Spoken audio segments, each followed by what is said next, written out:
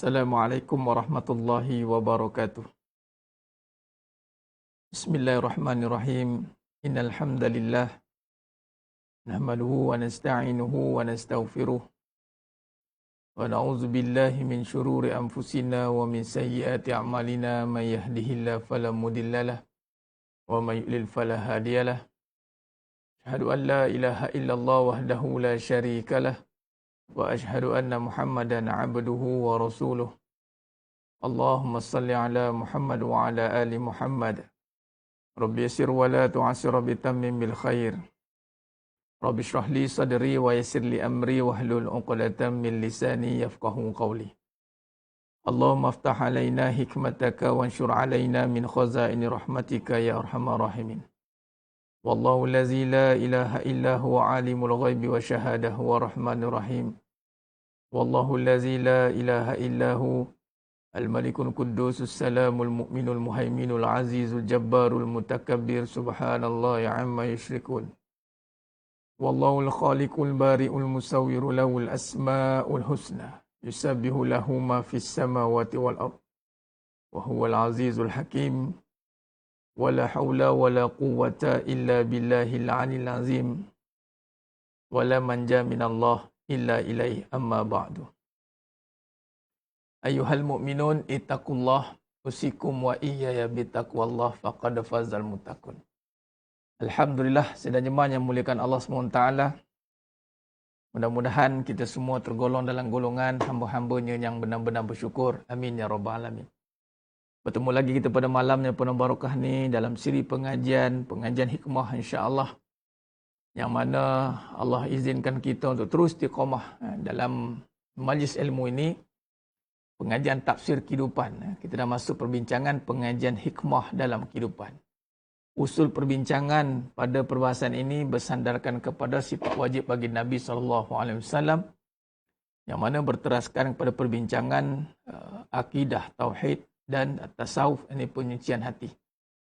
Mudah-mudahan kita mendapat kesan ataupun manfaat daripada pengajian ini, dengan mana kehidupan kita semakin jelas hala tuju kita untuk menuju kepada Allah Subhanahu wa taala. Alhamdulillah, sidang jemaah yang muliakan Allah Subhanahu wa taala, kepada yang baru ahlan wa sahlan wa marhaban bikum, selamat datang ke pengajian ini. Kepada yang terus istiqamah, alhamdulillah, tianah dan sahabat tahniah dan syabas. Allah izinkan kita semua untuk terus istiqamah dalam pengajian ini, untuk menjaga majlis ilmu ini insya-Allah, biar apa pun keadaan yang melanda, yang berlaku, Allah izinkan insya-Allah. Yang baru berazamlah untuk terus istiqamah. Pengajian kita ni panjang dan sentiasa kita melihat apa-apa perkara yang nak kita sentuh dalam aspek-aspek kehidupan yang begitu luas ini. Apatah lagi kita berhadapan dengan kemelut akhir zaman ini, fitnah kehidupan, fitnah mahya wal mamat. Fitnah ni halus, jadi kita kena perhalusi perbahasan kehidupan. Jika kita masih mencari-cari ataupun tercari-cari ataupun mencari satu jawapan, maka pengajian ini membincangkan tentang hal keadaan itu, apa tadi, tentang kehidupan kita.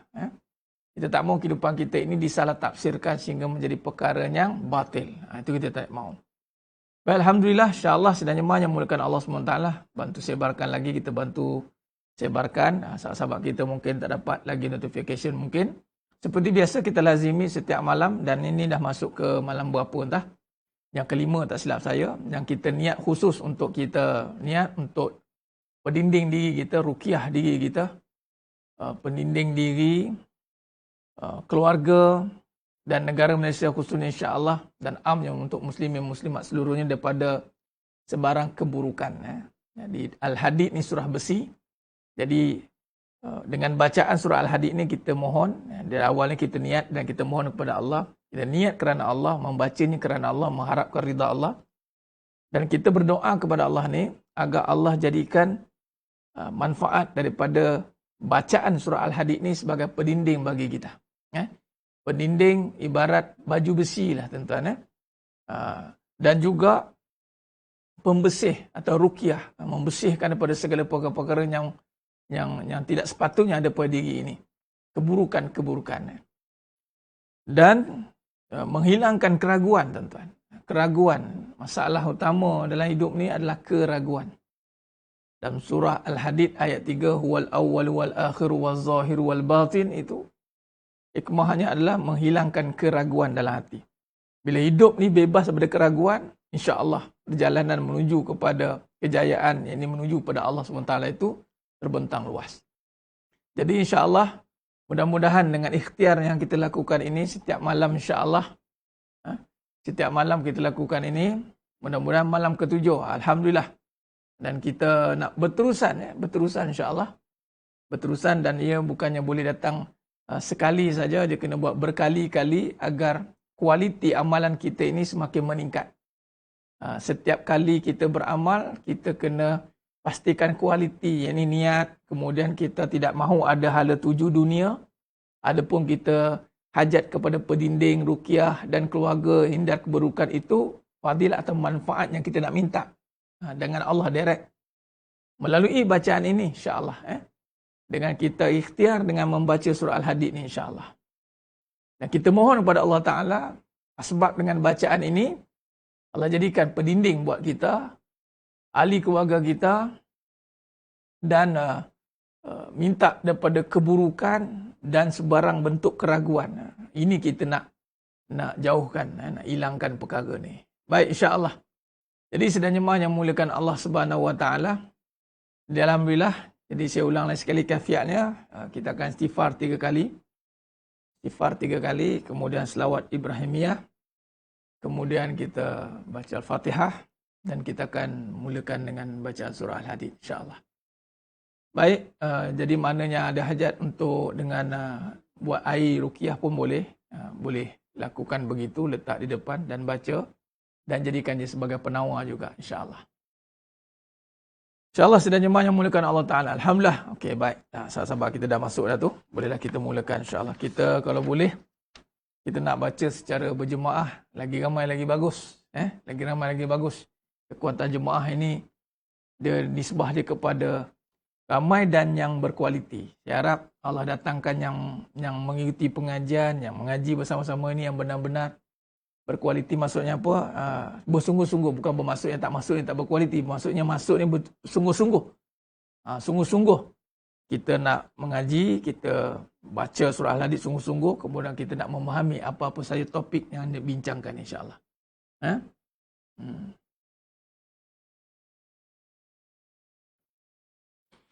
Baik. Jadi sedang jemaah yang mulakan Allah Ta'ala, khair. Kita mulakan dengan istighfar, insya-Allah. Khair. Astaghfirullahalazim. Alladzi la ilaha illa huwal hayyul qayyum wa atubu ilaih. Astaghfirullahalazim. Alladzi la ilaha illa huwal hayyul qayyum wa atubu ilaih. Astaghfirullahalazim. الذي لا إله إلا هو الحي القيوم وأتوب إليه. اللهم صل على سيدنا محمد وعلى آل سيدنا محمد كما صليت على سيدنا إبراهيم وعلى آل سيدنا إبراهيم وبارك على سيدنا محمد وعلى آل سيدنا محمد كما باركت على سيدنا إبراهيم وعلى آل سيدنا إبراهيم في العالمين إنك حميد مجيد. أعوذ بالله من الشيطان الرجيم. بسم الله الرحمن الرحيم. الحمد لله رب العالمين. الرحمن الرحيم. مالك يوم الدين. إياك نعبد وإياك نستعين. اهدنا الصراط المستقيم. صراط الذين أنعمت عليهم غير المغضوب عليهم ولا الضالين. آمين. بسم الله الرحمن الرحيم. سبح لله ما في السماوات والأرض وهو العزيز الحكيم له ملك السماوات والأرض يحيي ويميت وهو على كل شيء قدير هو الأول والآخر والظاهر والباطن وهو بكل شيء عليم هو الذي خلق السماوات والأرض في 6 أيام ثم استوى على العرش يعلم ما يلج في الأرض وما يخرج منها وما ينزل من السماء وما يعرج فيها وهو معكم أينما كنتم والله بما تعملون بصير له ملك السماوات والأرض وإلى الله ترجع الأمور يولج الليل في النهار ويولج النهار في الليل وهو عليم بذات الصدور آمنوا بالله ورسوله وأنفقوا مما جعلكم مستخلفين فيه فالذين آمنوا منكم وأنفقوا لهم أجر كبير وما لكم لا تؤمنون بالله والرسول يدعوكم لتؤمنوا بربكم وقد أخذ ميثاقكم إن كنتم مؤمنين هو الذي ينزل على عبده آيات بينات ليخرجكم من الظلمات إلى النور وإن الله بكم لرؤوف رحيم وما لكم ألا تنفقوا في سبيل الله ولله ميراث السماوات والأرض لا يستوي منكم من أنفق من قبل الفتح وقاتل أولئك أعظم درجة من الذين أنفقوا من بعد وقاتلوا وكلا وعد الله الحسنى والله بما تعملون خبير من ذا الذي يقرض الله قرضا حسنا فيضاعفه له وله أجر كريم يوم ترى المؤمنين والمؤمنات يسعى نورهم بين أيديهم وبأيمانهم بشراكم اليوم جنات تجري من تحتها الأنهار خالدين فيها ذلك هو الفوز العظيم يوم يقول المنافقون والمنافقات للذين آمنوا انظرونا نقتبس من نوركم قيل ارجعوا وراءكم فالتمسوا نورا فضرب بينهم بسور له باب باطنه فيه رحمة وظاهره من قبله العذاب ينادونهم ألم نكن معكم قالوا بلى ولكنكم فتنتم أنفسكم وتربصتم وارتبتم وتربصتم وارتبتم وغرسكم الأماني حتى جاء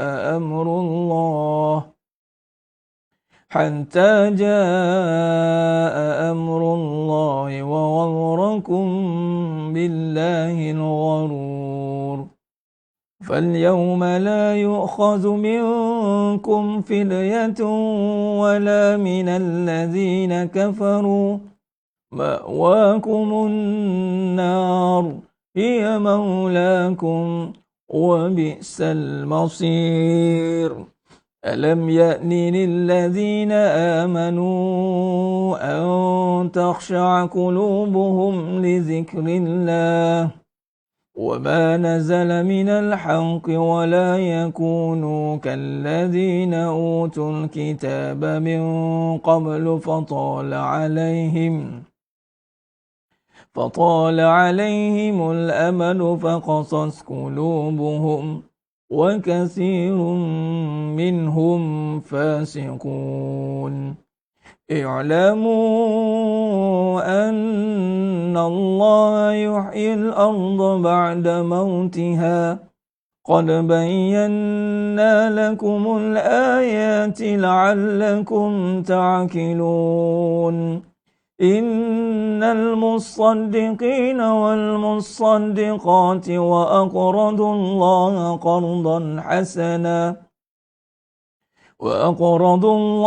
قرضا حسنا يضاعف لهم ولهم أجر كريم والذين آمنوا بالله ورسله أولئك هم الصديقون والشهداء عند ربهم لهم أجرهم ونورهم والذين كفروا وكذبوا بآياتنا أولئك أصحاب الجحيم اعلموا أنما الحياة الدنيا لعب ولهو وزينة وتفاخر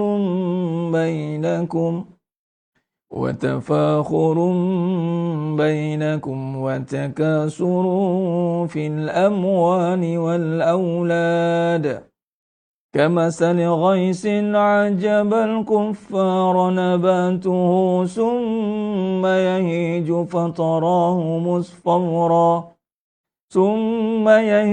فتراه مصفرا ثم يكون حطاما وفي الآخرة عذاب شديد ومغفرة من الله ورضوان وما الحياة الدنيا إلا متاع الغرور سابقوا إلى مغفرة من ربكم وجنة عرضها كعرض السماء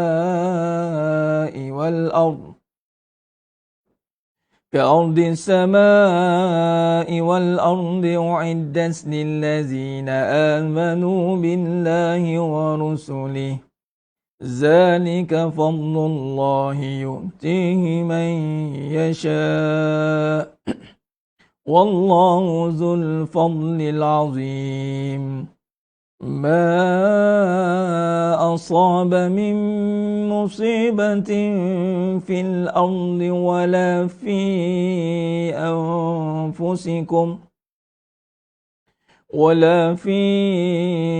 أنفسكم إلا في كتاب من قبل أن نبرأها إن ذلك على الله يسير لكي لا تأسوا على ما فاتكم ولا تفرحوا بما آتاكم والله لا يحب كل مختال فخور الذين يبخلون ويأمرون الناس بالبخل ومن يتول فإن الله هو الغني الحميد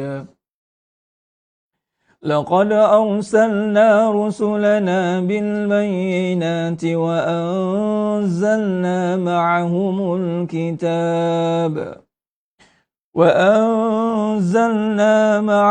الكتاب والميزان ليقوم الناس بالقسط وأنزلنا الحديد فيه بأس شديد ومنافع للناس وليعلم الله من ينصره ورسله بالغيب إن الله قوي عزيز ولقد أرسلنا نوحا وإبراهيم وجعلنا في ذريتهما النبوة والكتاب فمنهم مهتد وكثير منهم فاسقون ثم قفينا على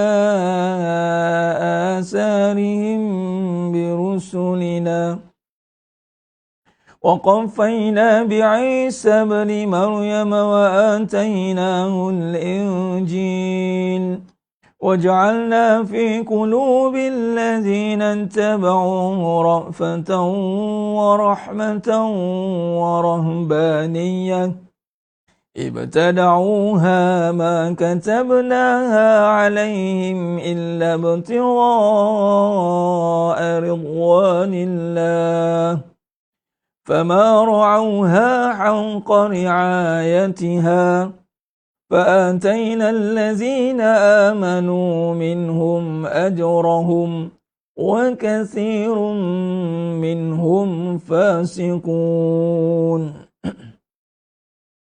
يا أيها الذين آمنوا اتقوا الله وآمنوا برسوله يؤتكم كفلين من رحمته ويجعل لكم نورا تمشون به ويغفر لكم والله غفور رحيم لئلا يعلم أهل الكتاب ألا يقدرون على شيء من فضل الله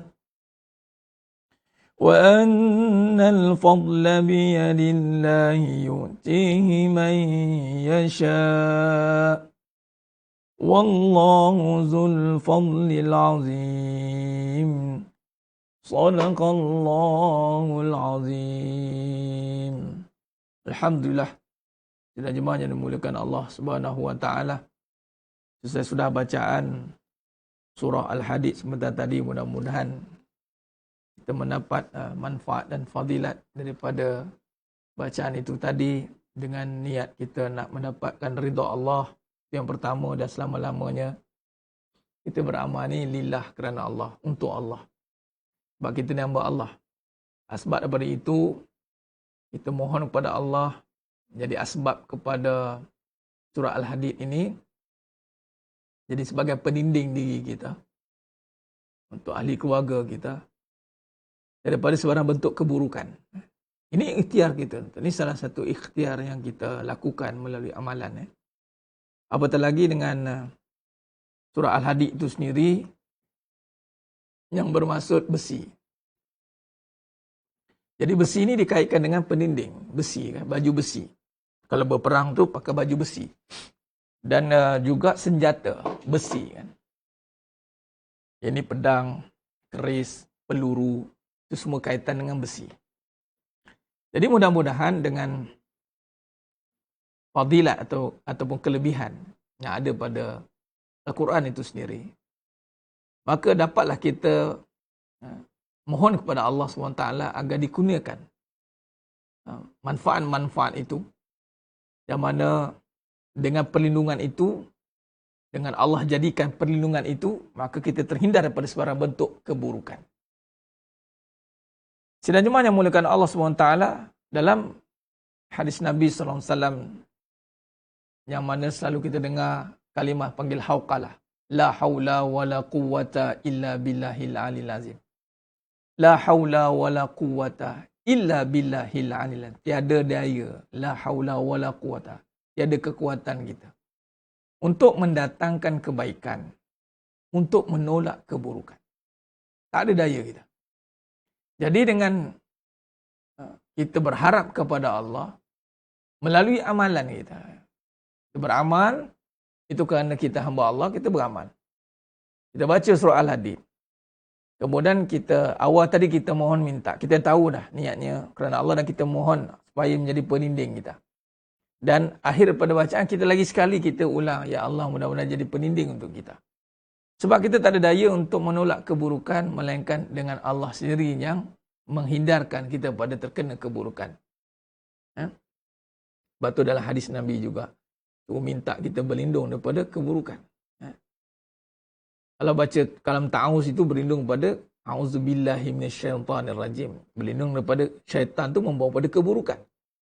Syaitan ni di dalam bentuk yang tak nampak, tapi ianya jelas. Sebab apa? Pada perbuatan kita akan nampak perbuatan yang haram. Yang mana yang haram itu, yang berdosa tu, itu membawa kepada syaitan. Mengajak kepada keburukan. Kita nampaklah. Tapi syaitan tu sendiri kita tak nampak.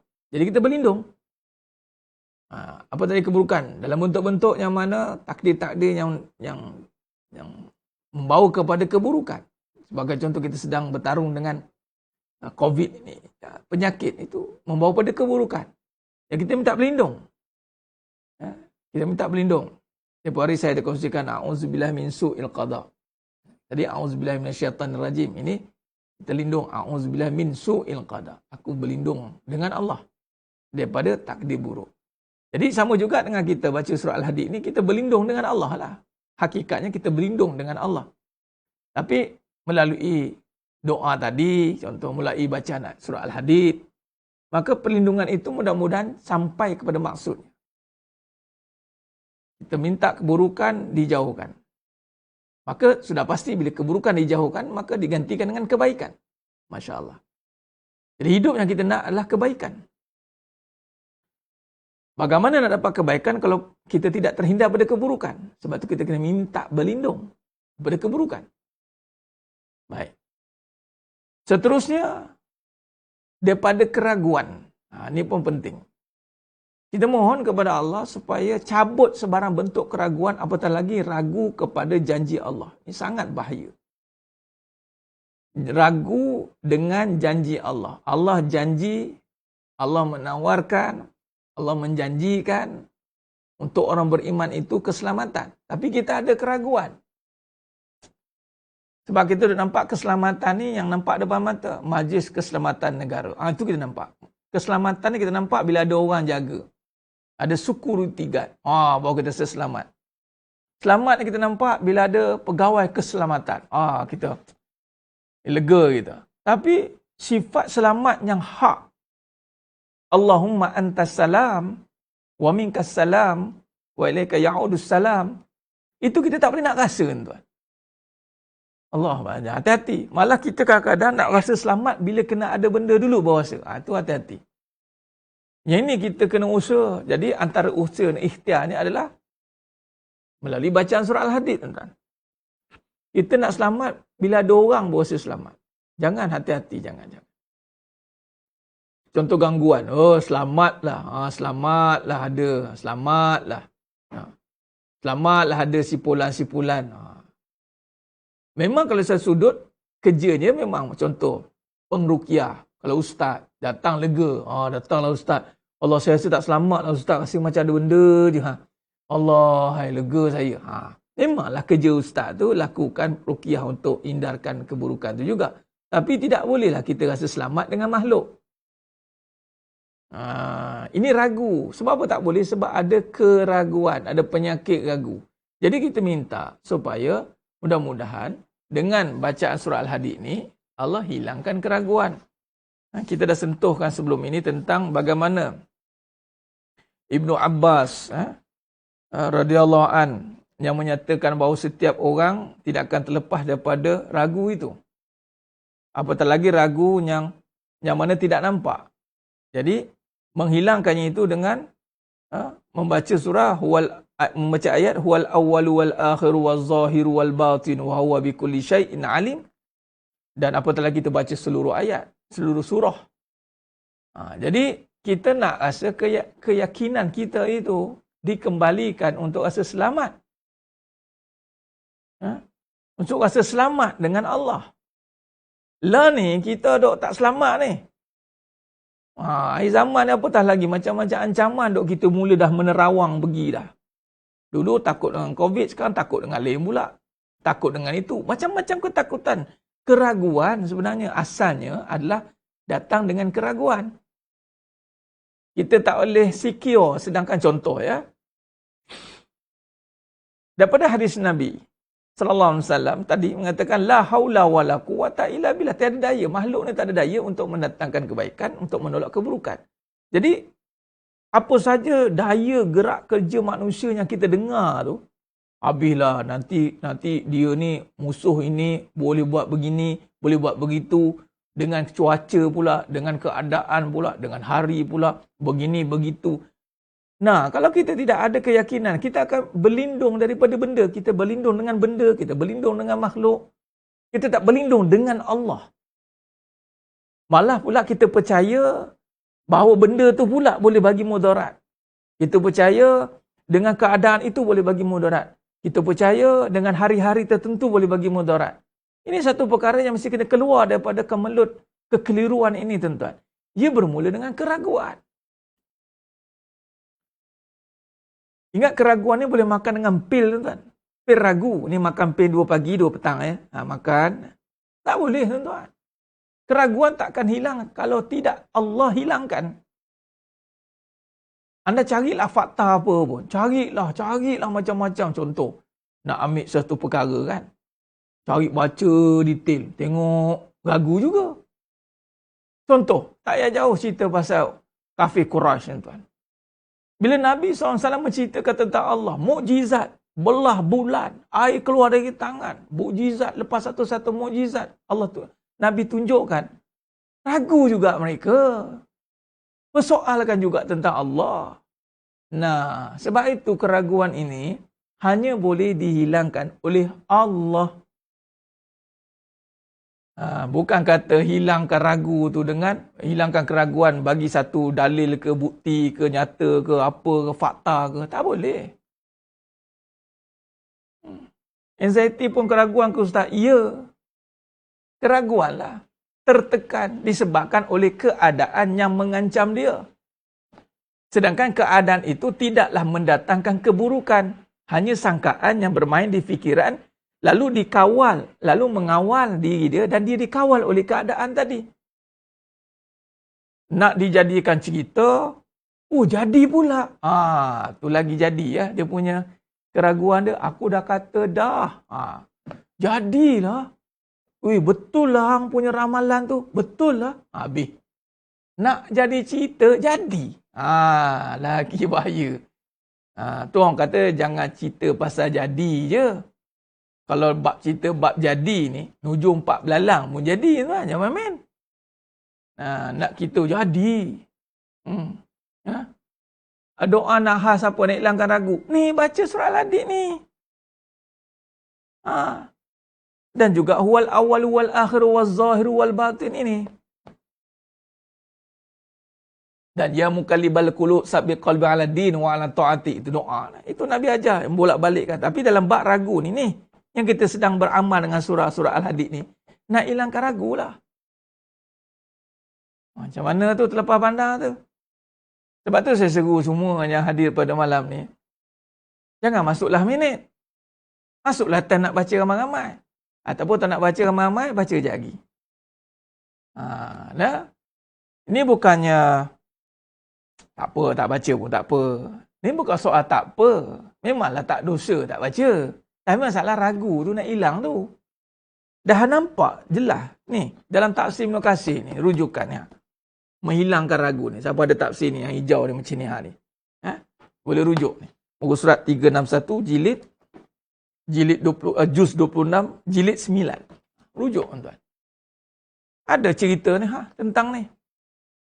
Dok kita cari macam mana Ustaz nak hilang ragu. Allah bagi ni beramal kita dengan surah Al-Hadid malam ni insya-Allah. Semua ilham daripada Allah SWT. Kita tahu dah sebelum ni, tapi kita tak start engine. Dia bukan sahaja surah Al-Hadid. Pembersihan ini, Al-Quran tu pembersihan lah. Faham tak? Tak adalah baca surah Hadid lepas tu tinggal Sadaqallahul Azim habis.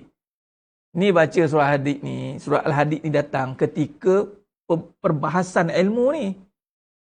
Bukan kata kita suruh baca surah Al-Hadid tiba-tiba suruh baca ni.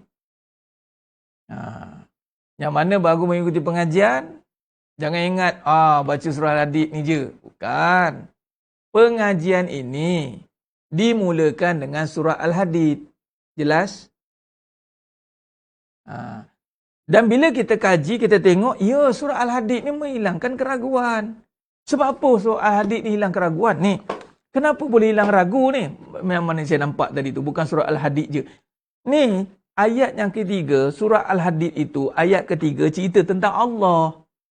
Huwal awwalu wal akhiru wal zahiru wal batin. Wa huwa bikulli syai'in alim.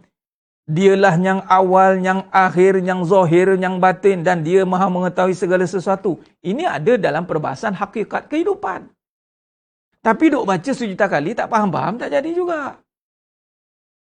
Mengaji, kejap aja, kejap tak ada, kejap tenggelam, kejap timbul, kejap tenggelam, kejap timbul. Tapi bila tak faham? Alang-alang bagilah sikit kadang-kadang lah. Lambat masuk kelas, baca surah Al-Hadid dulu. Baca sekali jemaah. Nampak? Baca sama-sama. Tak boleh Ustaz, tak terikut. Tak apalah. Tak apa. Yang penting baca. Jadi, kita nak kupas dalam perbahasan hakikat. Kita kupas.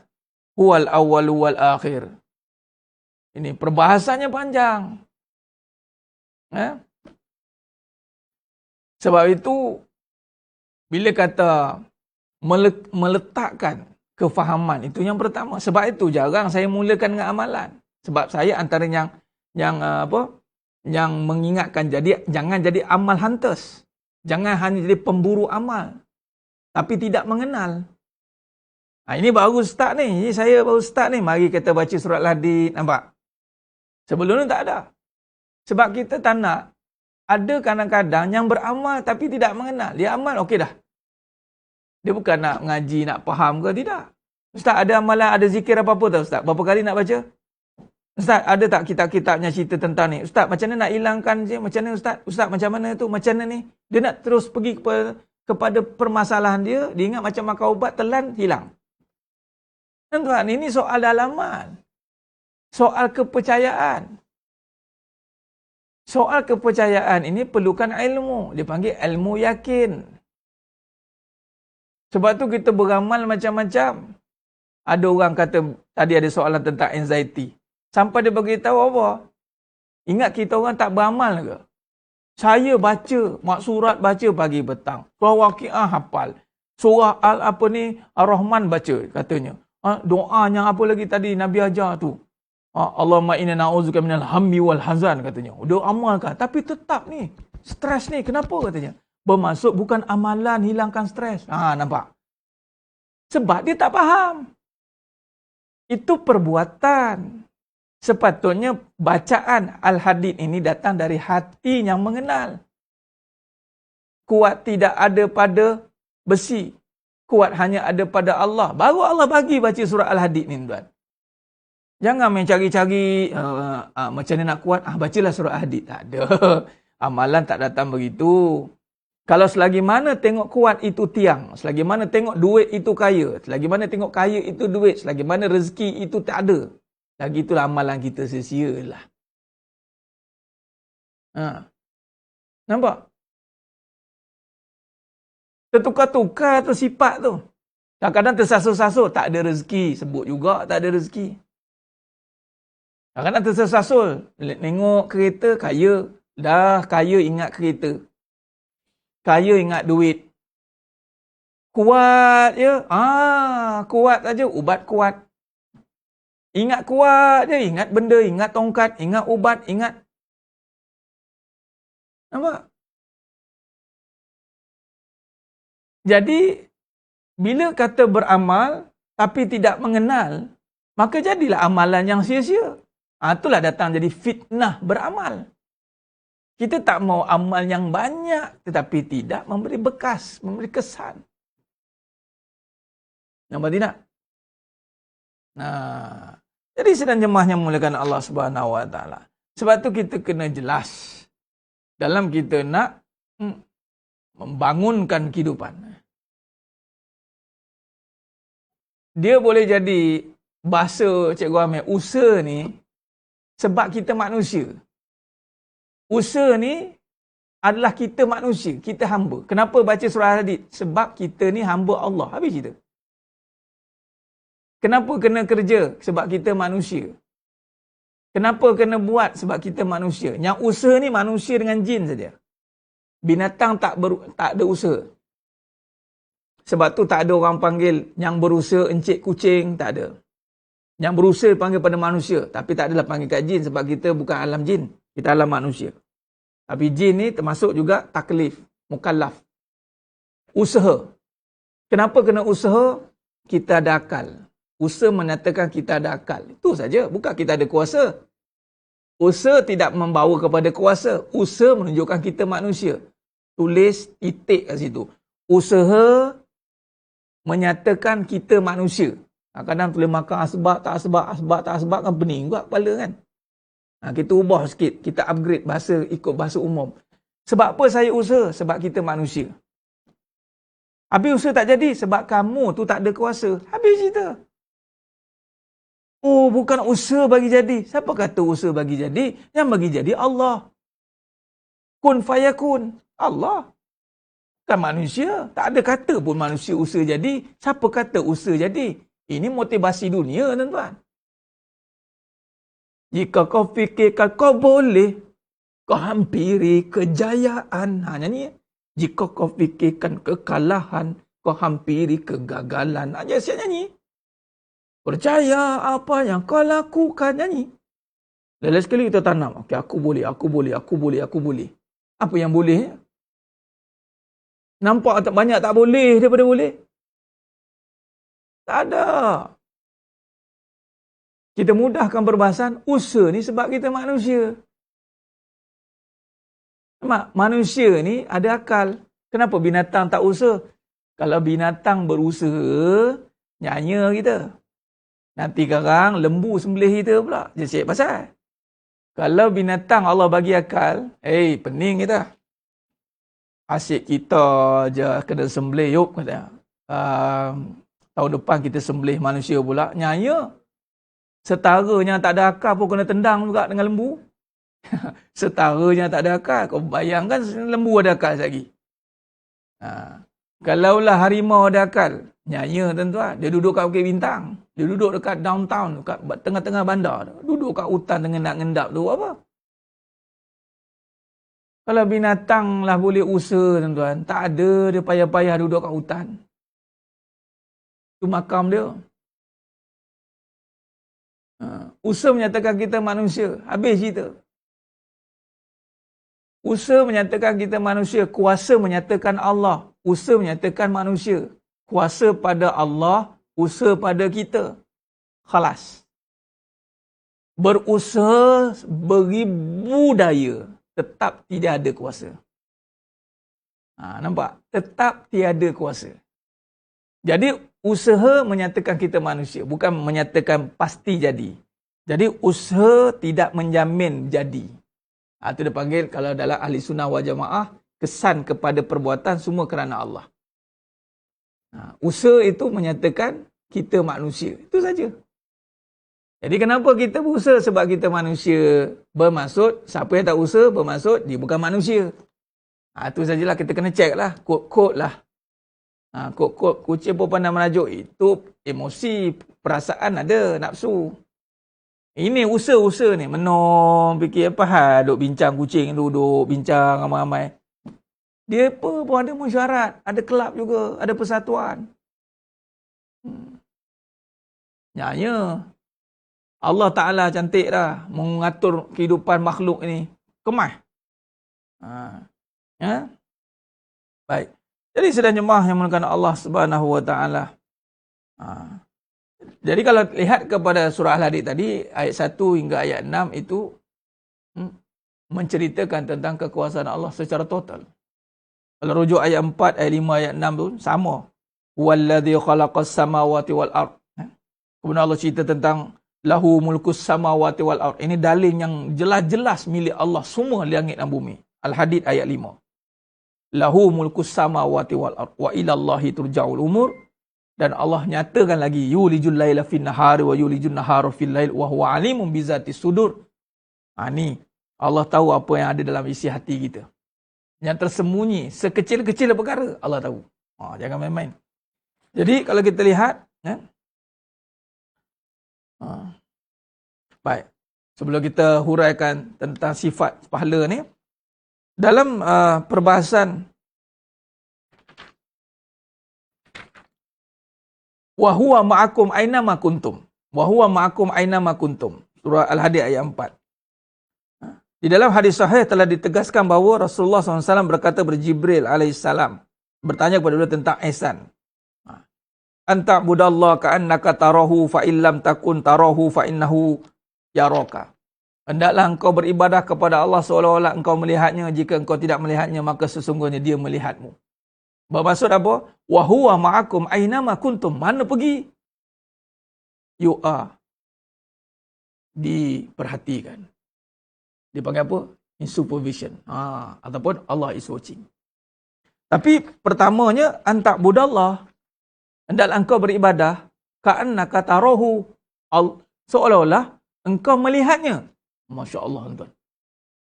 Ni bab pahala juga ni. Kita kena, sifat ciri pahala ni kita kena nampak, tuan. Ni kita cerita ni. Sekejap gini. Sarana ni, kata Nabi SAW ini, hadis ni sahih. Ini panjang kan, hadis tentang Islam, iman, ihsan. Dipotong pada ihsan sebab nak cerita wa huwa ma'akum aina ma kuntum. Anta budallah ka'annaka tarahu fa illam takun tarahu fa innahu yaraka. Hendaklah engkau hidup. Katalah kehidupan kita ni dijadikan ibadah. Hendaklah engkau hidup seperti engkau nampak Allah. Seolah-olah ni bermaksud seolah-olah engkau melihatnya. Bermaksud kita kena merasakan kita melihat kekuasaan. Masya Allah. Tapi kalau tak boleh, jika engkau tidak melihatnya, maka sesungguhnya dia melihatmu. Bermaksud salah satu. Yang pertama tu makam yang utama tu sebenarnya. Tu makam ihsan. Antak budallah ka'annaka tarahu. Sebab tu kalau makam syahadah tu, lafaz syahadah tu asyhadu. Aku bersaksi. Syahadah. Aku melihat. Kalau CCTV itu kita dilihat. Tapi kalau syahadah, aku melihat. Asyhadu, aku bersaksi. Sebab tu melihat. Ataupun menyaksikan. Itu bahasa yang kena kita kena perhatikan. Baik. Kata Imam Ahmad rahimahullah ta'ala pernah mengumandangkan dua syair. Imam Ahmad rahimahullah ta'ala pernah mengumandangkan dua syair bertepatan dengan hadis ihsan tadi dan wa huwa ma'akum aina ma kuntum. Kata al-Imam Ahmad rahimahullah ta'ala, iza ma khalautad dahra yawman fala taqul khalautu walakin kul alayya raqib wala tahsabanna Allah yaghfalu sa'ah wala annama tukhfi alayhi yaghib. Apa maksudnya? Iza ma khalautad dahr. Jika engkau sedang sendiri, jangan katakan aku sendirian. Iza ma khalautad dahr yawman fala taqul. Jika engkau sedang sendiri, jangan katakan aku sendirian. Khalautu walakin kul alayya raqib. Tetapi katakanlah aku ada yang mengawasi. Wala tahsabanna Allah yaghfalu sa'ah. Dan janganlah engkau mengira bahawa Allah boleh lengah sesaat. Boleh lambat saja. Jangan pernah memikirkan Allah lambat sesaat. Wala anna ma tukhfi alaihi yaghib. Atau apa yang kau sembunyikan akan terluput darinya. Jangan pernah mengira Allah terlewat, terlambat sesaat. Dan jangan pernah engkau sembunyikan sesuatu yang mungkin luput darinya. Maksudnya apa? Dalam membalas segala perbuatan manusia itu, tidak akan pernah lewat atau terlambat sesaat. Tepat. Dan dalam kita bersendirian, kita tidak bersendirian. Kita sedang diawasi. Ini yang ketika Muhammad Ali ditanya tentang who is your bodyguard. Nampak? Muhammad Ali ditanya, who is your bodyguard? My bodyguard is can see but no eyes. Kan? Boleh melihat tapi tiada mata. Boleh mendengar tapi tiada telinga. Oh Allah Akbar. My bodyguard is your bodyguard. Jawab gitu depan-depan dia bagi tuan.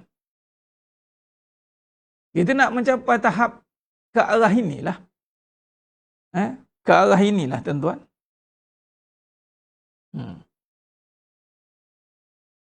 Jadi maknanya kalau kita rujuk tadi soal hadis wa huwa ma'akum aina ma kuntum, kita tak akan pernah bersendirian lah. Jangan tanyalah saya sendirian susah ustaz, susah. Kita ni sekarang ni tengah Covid ni, saya sini tak ada siapa pun tahu saya susah. Dah. Allah tahu. Allah Maha mengetahui. Kita tidak pernah bersendirian dalam apa jua perkara.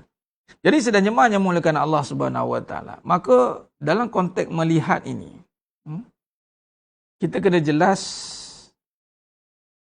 bahawa bila sebut soal pahala, sebenarnya jelas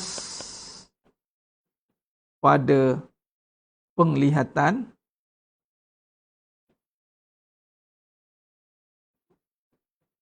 mata hati. Bila sebut soal pahala, jelas pada penglihatan, mata hati.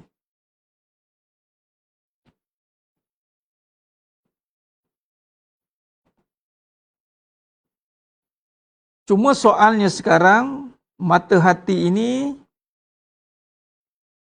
dia ada isu apa? Isu dikotori. Itu dia. Bila dikotori,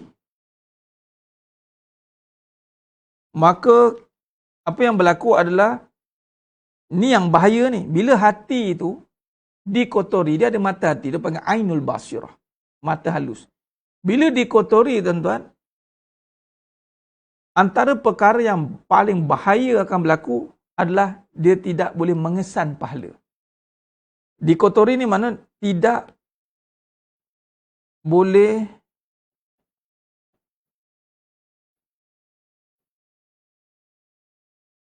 atau dalam bahasanya tak boleh nampak pahala tuan-tuan.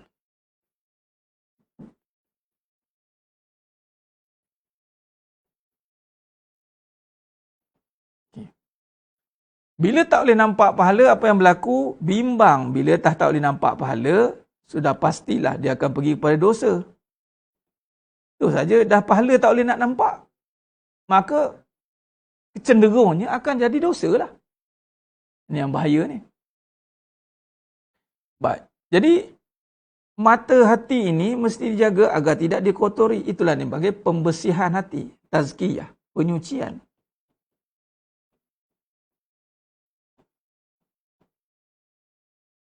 Nah, penyucian hati ini bagi yang mengikuti pengajian ini, sidang jemaah yang muliakan Allah Ta'ala, telah kita bincangkan dari awal perbincangan kita. Itulah bermula dengan siddiq. Hati ini mesti benar. Siddiq ni bermaksud itulah tauhid. Perkara yang pertama mesti ditanggalkan. Yang tidak boleh ada pada hati itu adalah makhluk. Tak boleh. Makhluk, tauhid ni maksudnya menghilangkan ataupun melemahkan. Menghilangkanlah lebih tepat. Menghilangkan makhluk pada hati. Apa maksud menghilangkan makhluk pada hati? sifat-sifat yang wujud yang tidak sepatutnya ada pada makhluk. Jangan diletakkan. Sebagai contoh, sifat yang paling penting yang mesti ditanggalkan oleh makhluk ini adalah kuasa. Maka pembersihan itu berlaku apabila kita meletakkan la ilaha illallah. Ini pembersihan. Sebab tu nafi ni adalah bersih. Sebab tu bila disebut tentang istighfar, itu bermaksud kembali kepada Allah. Kembali. Tubu ilallah. Kembalikan kuasa kepada Allah. Itu maksud kembali. Tak guna kita astagfirullah, astagfirullah, astagfirullah. Tapi rasa juga berkuasa. Duit berkuasa. Isteri berkuasa. Orang berkuasa. Berkongsi kuasa. Tak boleh. Hilangkan kekuasaan makhluk pada hati. Jangan pernah terkesan satu pun sifat yang ada pada hati yang membawa pada kuasa makhluk. Tak boleh.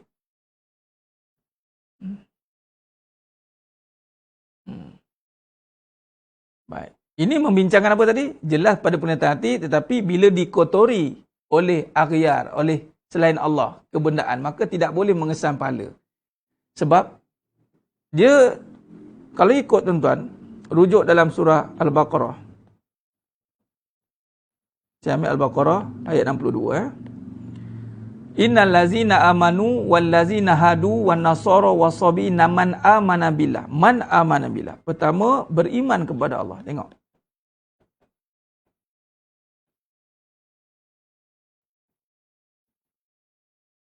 Wal yaumil akhir. Kedua, hari akhirat.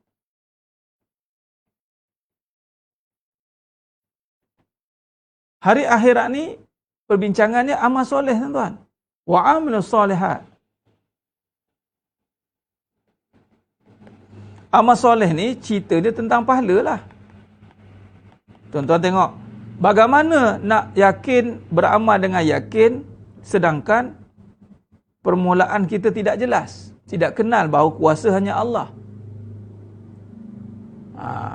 Ini kalau yang pertama tidak lepas, maka kedua pun tak lepas, ketiga pun tak lepas sebenarnya.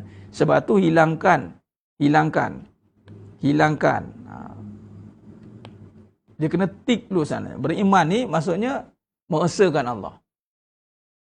Allah berkuasa. Sebab tu bila kata Allah berkuasa itu, maka kekuasaan Allah itu menjanjikan. Dengan kuasa Allah, Allah menjanjikan kehidupan yang kekal di akhirat. Bila Allah menjanjikan kehidupan akhirat, apa janji ini, bagaimana nak memperoleh janji itu? Dengan wa'amilus solehat, amal soleh. Kamu kena beramal soleh. Mana amal soleh ini berkisar tentang pahala. Antara ciri amal soleh itu adalah yang ada pahala. Dan pahala itu dari Allah. Kalau kita tak yakin pada Allah, bermaksud kita tak yakin dengan pahala. Tak yakinlah dengan kurniaan pahala. Kalau kita tak yakin dengan pahala, bermaksud kita ada kekeliruan, keraguan tentang Allah. Sebab tu hati-hati dengan fahaman yang mana, saya beramal kerana Allah je Ustaz, bukan kerana pahala, saya tak nak pahala. Saya tak nak pahala. Mana boleh? Dia tidak boleh berpisah antara dua. Malah Allah SWT menyatakan ridhanya itu pada pahala. Bila Allah redha, Allah bagi pahala.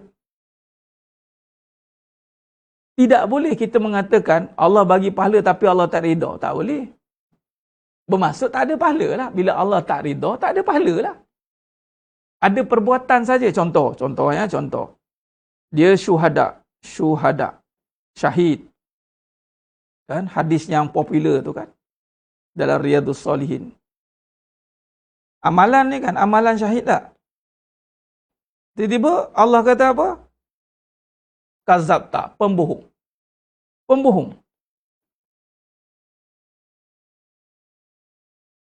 Bila pembohong, bermaksud Allah tak redha. Jadi syahid amalan ada, pahala tak ada. Bila pahala tak ada, Allah tak redha lah. Itulah jadi amalan yang sia-sia. Jadi jangan terkeliru dengan dipanggil falsafah, sufi falsafah. Hati-hati.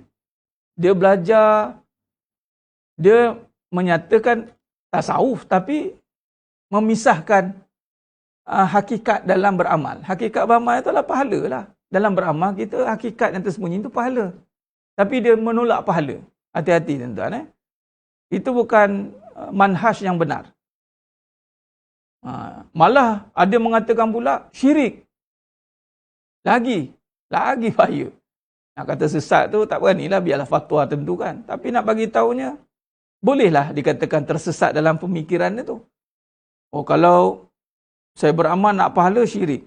Mana boleh syirik? Sebab syirik itu bila minta selain Allah.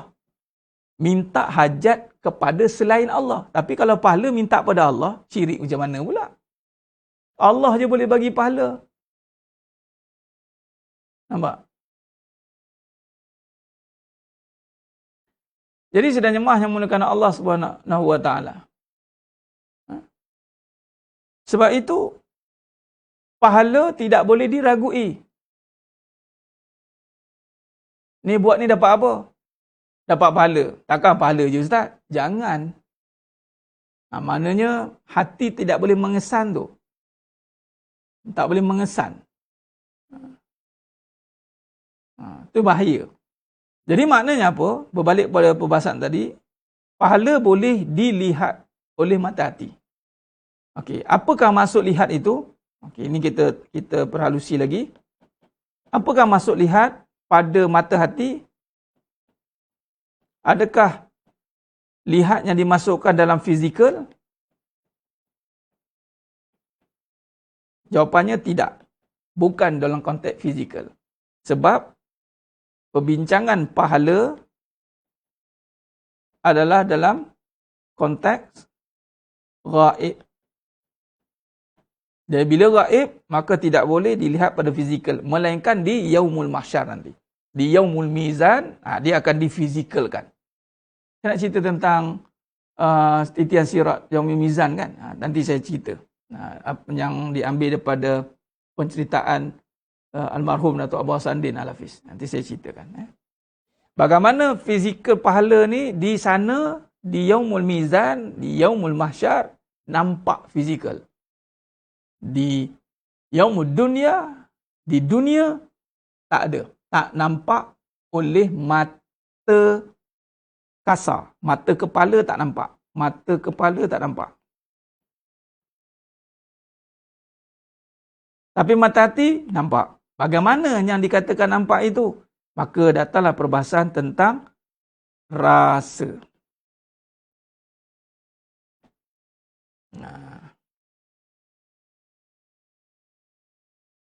Rasa. Rasa manis ke Ustaz? Itu rasa lidah. Itu dia rasa fizikal, biologi.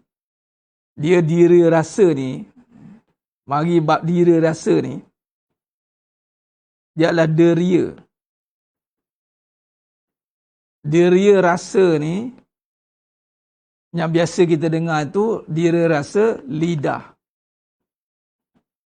Itu yang rasa masam tu. Masam, manis semua tu. Pahit. Kan?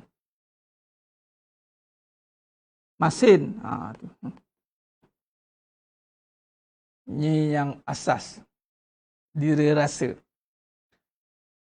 Kalau dira rasa dipanggil pada badan, dipanggil reseptor. Reseptor badan itu badan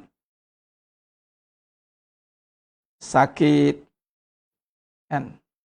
Reseptor sakit, sejuk, panas, atau dipanggil suhu.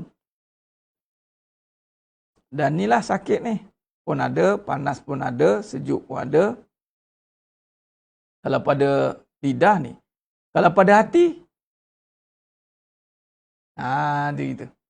Pada hati apa diri rasanya ada pada hati? Salah Ustaz, saya berbelah bagi. Campur aduk. Ni tak kena lah tu. Tak faham lah tu. Jadi sedang jemaah yang menggunakan Allah SWT.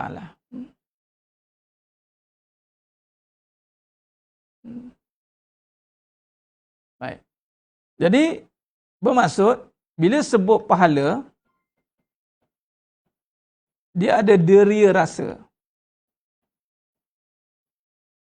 oleh hati.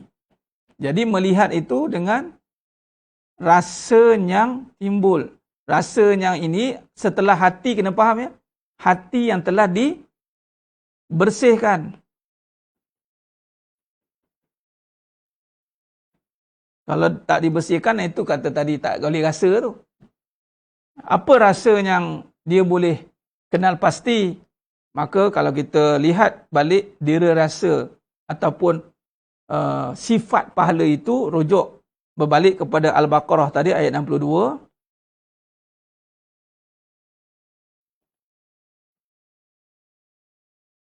Dera rasa pahala ini adalah, kalau lihat pada Al-Baqarah ayat 62, fala khaufun alaihim walahum yahzanun. Tiada ketakutan.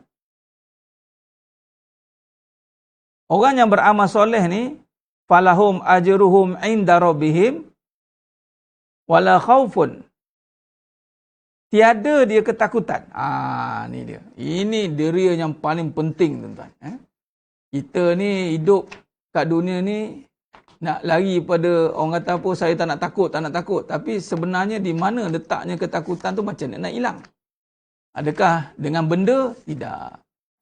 Ini jawapan dia juga, tuan-tuan. Dan kalau jumpa ayat-ayat yang mirip dengannya, tidak lari daripada itu. Masih membincangkan juga. Falahum ajruhum inda rabbihim wala khaufun alaihim wala hum yahzanun.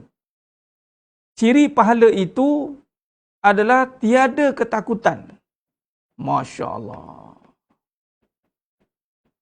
Ketakutan. Ini ketakutan yang dimasukkan ini, ketakutan yang bersifat khafi, tersembunyi. Ketakutan yang tersembunyi. Ataupun ketakutan dalam hati lah, tuan-tuan. Dalam hati ni tak ada lah ketakutan tu. Takut pada fizikal itu bersifat syar'i, bersifat fizikal. Takut kena potong itu adat, takut adat. Ni takut pada hati ni, tuan. Ni sebab kita cerita hati kan tadi. Jadi pahala tadi sifatnya tiada ketakutan, bermaksud dia menghilangkan ketakutan pada hati. Masya Allah. Bermaksud lawan kepada ketakutan adalah keberanian. Atau keyakinan. Jadi orang duk cakap nak ubat berani itu pahala lah. Buatlah pahala banyak-banyak. Dapatlah keberanian nanti. Dia akan hilang ketakutan. Tapi tak ada immediate, sebab tu kena buat selalu sampai hilang takut. Masya Allah.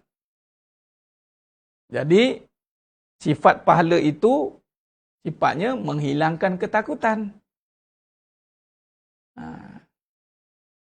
Nanti kita kupaskan bagaimana perbahasan hilangkan ketakutan. Contoh duit. Ni banyak ni perbahasan ni. Ramai yang takut. Takut dengan duit ni. Takut dalam konteks apa? Takut tiada. Takut tiada duit.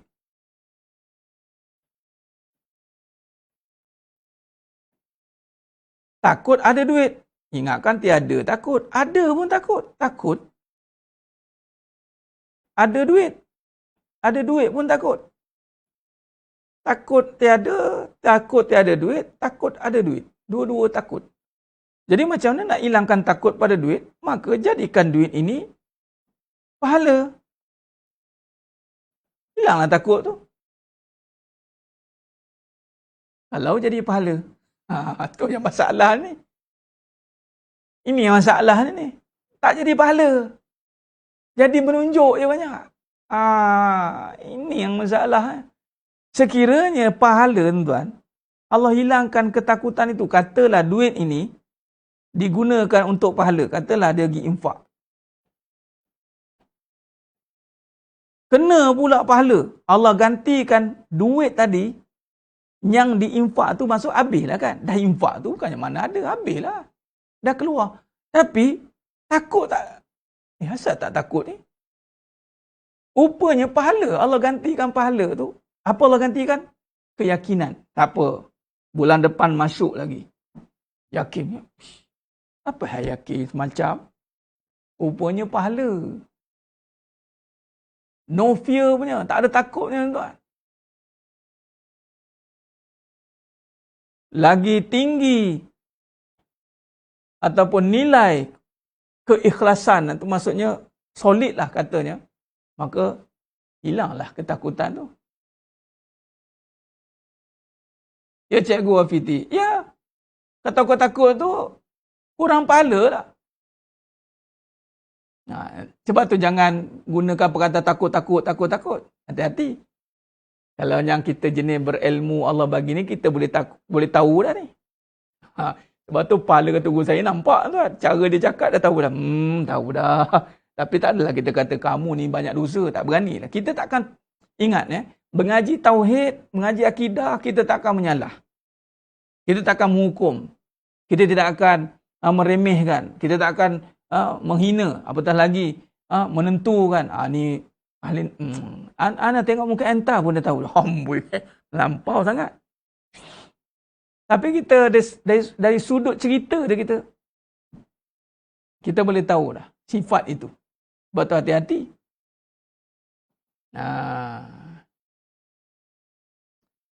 Takut hilang suami. Maksudnya? Takut hilang suami. Maksudnya, jawab sendiri. Tak ada pahala lah.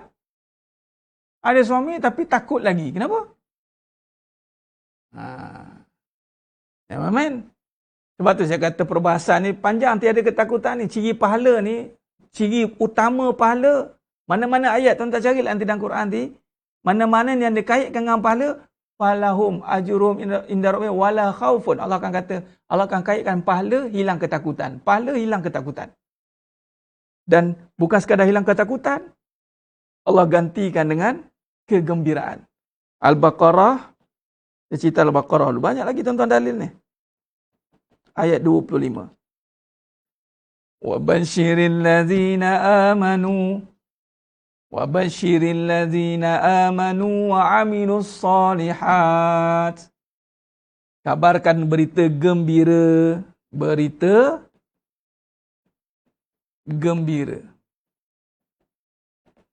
Dan gembira ni, sekiranya dia gembira kerana pahala. Sebab gembira ni boleh jadi sebab benda. Sebab gembira ni masih perasaan. Tetapi dalam ayat Al-Baqarah ni, gembira dia adalah kerana pahala. Bermaksud gembira yang benar. Bila dia ada gembira yang benar, bermaksud dia benar-benar gembira. Bukan buat-buat gembira. Maksudnya gembiranya berasaskan pahala. Jadi sifat pahala juga kita boleh nisbahkan gembira. Happy je. Tahulah. Perasan tak tentang kadang-kadang kita dapat, ya salah seronok dia. Pahala.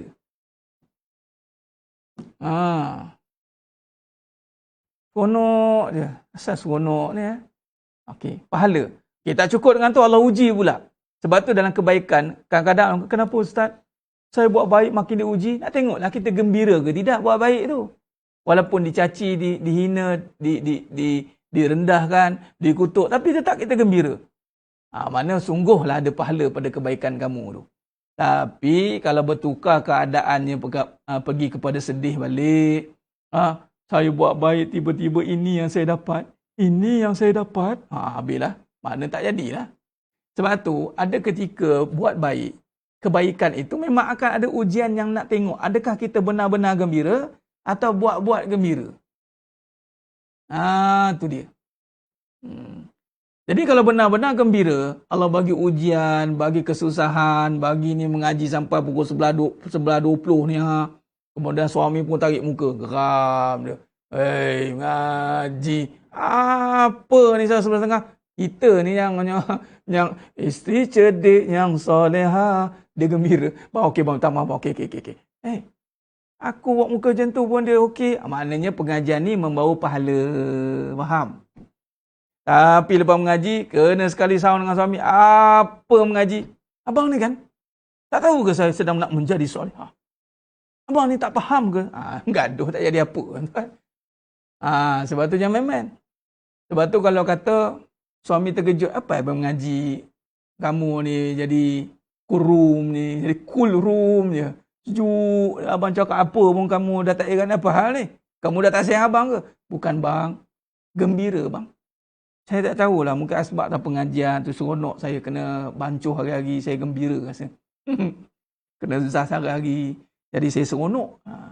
Jadi bila abang marah pun saya tak jadi marah. Saya seronok. Dan betul.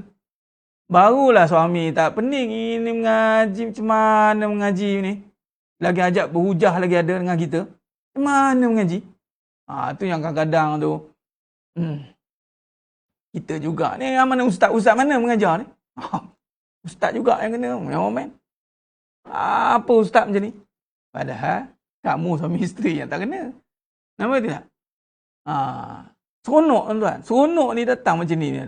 Tak genti-genti. Nampak seronok dah ni. Kan?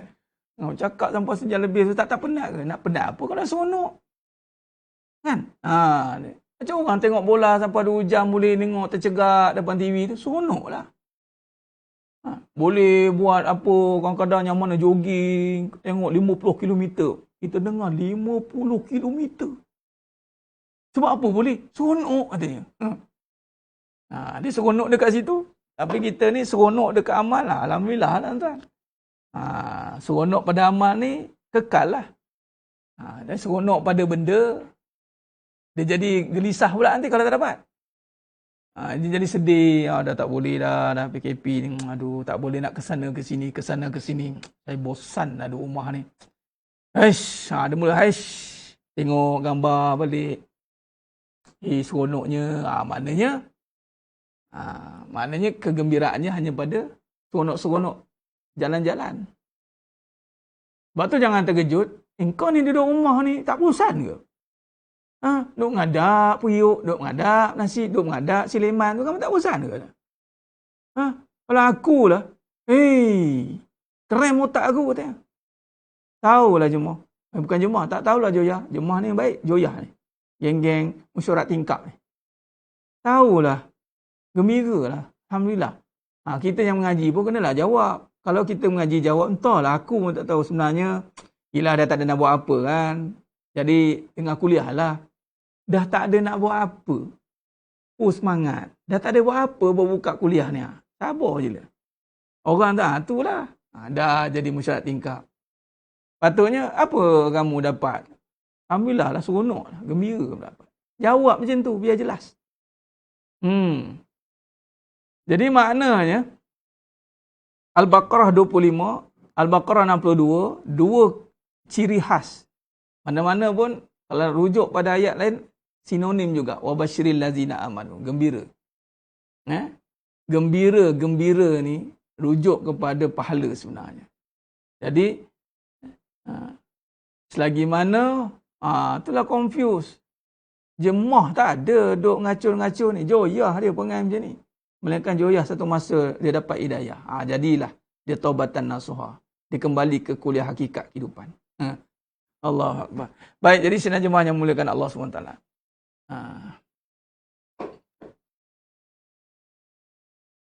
Allah. Baik, jadi sidang jemaah yang muliakan Allah SWT, saya kira cukup setakat tu dulu perbahasan kita pada malam yang penuh barakah ni. Baik. Begitulah antara kita akan sambung lagi perbahasan ciri pahala ni pada perbincangan yang akan datang. Dalam perbahasan yang seterusnya pada untuk kelas official ni berjumpa kembali pada hari Isnin lah. Besok malam, lusa kita ada bual bicara, ada sesi soal jawab, kita perbincangan santai tetapi kita buat ulang kaji balik perbahasan-perbahasan yang pernah kita sentuh. Dan insya-Allah pada malam besok saya ada kuliah maghrib, kuliah hakikat kehidupan kita under surah Baitul Mukmin. Boleh bersamalah di pace ni pukul 8. Pagi besok fitness kolbu insya-Allah. Jemput adik semua yang berkelapangan, lapang kalah berkelapangan ni, lapang kalah masa. Kita merungkai lagi perbahasan tentang hati agar benar-benar sebati hati kita dengan keyakinan kepada Allah SWT. Khair. Saya kira itu saja. Mohon ampun maaf di atas segala kekurangan. Kata-kata itu kurang bicara. Hanya Allah Ta'ala sajalah yang menyempurnakan perbahasan kita pada malam ini. InsyaAllah sama-sama kita akhiri dengan membaca doa. A'udzubillahi minasyaitonirrajim. Bismillahirrahmanirrahim. Alhamdulillahirabbil alamin wassalatu wassalamu ala asyrafil anbiya'i wal mursalin wa ala alihi wa sahbihi ajma'in. Bismillahi masyaallah la yasuqul khaira illallah. Bismillahi masyaallah la yasrifu su'a illallah. Bismillahi masyaallah ma kana min ni'matin faminallah. Bismillahi masyaallah la ya'ti bil hasanati illallah. Bismillahi masyaallah la haula wala quwwata illa billahil aliyyil azim. Allahumma faqihna fid din wa 'allimna bitak. Allahumma zidna ilma wa zukna fahma. Allah ya Rahman ya Rahim ya Fattah ya Alim ya Razak ya Wahhab ya Allah. Segala puji bagimu ya Allah Tuhan sekalian alam. Selawat dan salam ke junjungan mulia Nabi Muhammad sallallahu alaihi wasallam. Ya Allah Tuhan kami ya Allah dengan sifat-Mu yang maha perkasa ya Allah, dengan maha sempurna dengan kesempurnaan-Mu ya Allah, yang mentadbir urus seluruh kejadian di langit dan di bumi ya Allah.